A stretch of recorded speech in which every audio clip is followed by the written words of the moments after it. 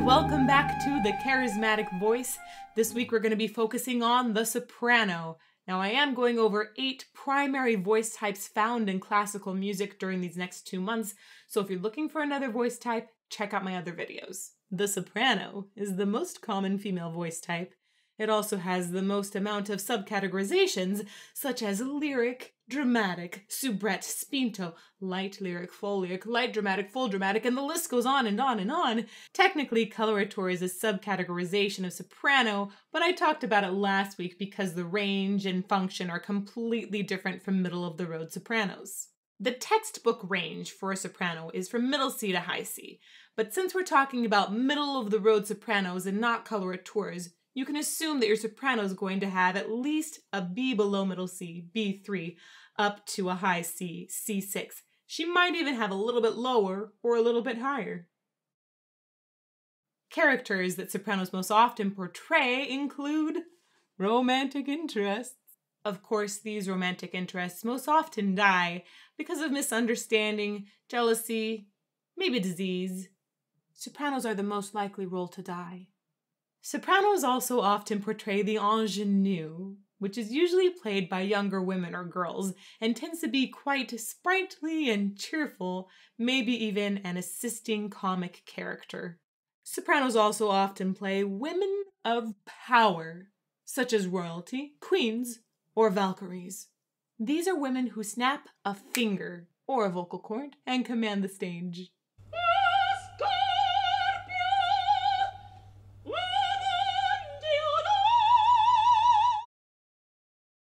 Some examples of well-known soprano roles: Tosca from Tosca. She jumps off a balcony and dies.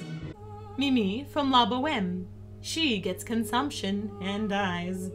Violetta from La Traviata. She also gets consumption and dies.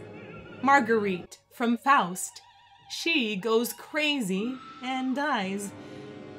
Brunhilde from the infamous Ring Cycle is a dramatic soprano. She jumps into fire and dies. Pamina from the Magic Flute also jumps into fire, but somehow survives completely unscathed. We also have Disney's Snow White. She kinda dies from the poison apple. And Maria from The Sound of Music, who doesn't die at all. Famous singers include Renee Fleming, who sang the national anthem at the Super Bowl in 2014, Charlotte Church, Mirella Freni, Anna Netrebko. Perhaps the most famous soprano of all times is Maria Callas, and she's also a great example of someone who could sing a large variety of soprano roles. Julie Andrews is a great example of a lilting voice that's a mainstream soprano. And if you want a good pop culture reference, check out Anna Kendrick. Now let's talk about the things that soprano voices are great at, and some things that they're maybe not the best for. Sopranos are great at being the leading lady. They have a wide range with tons of colors, which is great for storytelling.